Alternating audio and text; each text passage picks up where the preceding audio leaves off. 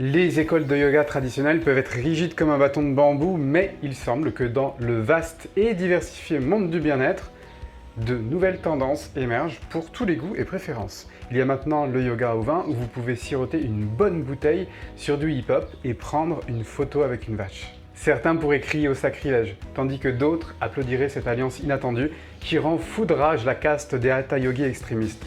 Une petite planche en rythme avec les basses suffira à leur faire péter un plomb.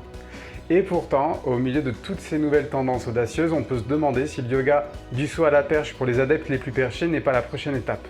Car avouons-le, dans un monde où le yoga est associé à tout ce qui peut être possible, pour ceux qui pensent que le yoga moderne est devenu un vaste fourre-tout de pratiques excentriques et décalées, la ligne entre l'innovation bien intentionnée et le pur spectacle devient floue. C'est important de se rappeler que le yoga a une histoire riche et profonde, enracinée dans des traditions anciennes, visant à équilibrer l'esprit, le corps, l'âme, peu importe, à vous rééquilibrer.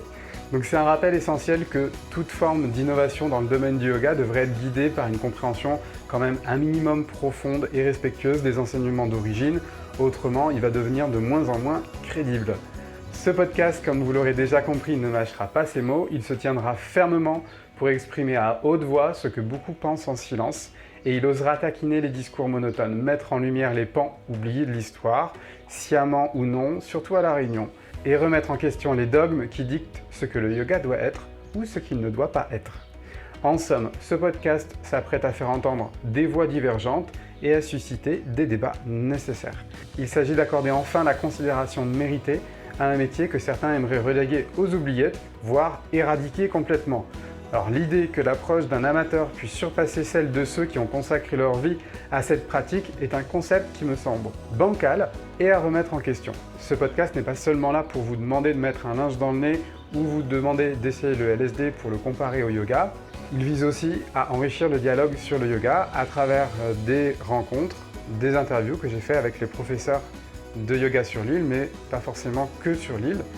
Donc que vous soyez débutant, curieux ou yogi expérimenté, vous apprendrez forcément quelque chose dans ce podcast où nous allons explorer l'éthique, l'histoire, la pratique du yoga aujourd'hui. Je ferai tout pour rendre cette expérience informative, peut-être un peu amusante parfois, et légèrement épicée de temps en temps. Il apportera une nouvelle perspective, stimulera la réflexion critique et, espérons-le, inspirera un respect renouvelé pour une profession qui mérite amplement d'être reconnue à sa juste valeur. Bonne écoute à tous avec amour et bienveillance pour tous les amoureux du yoga.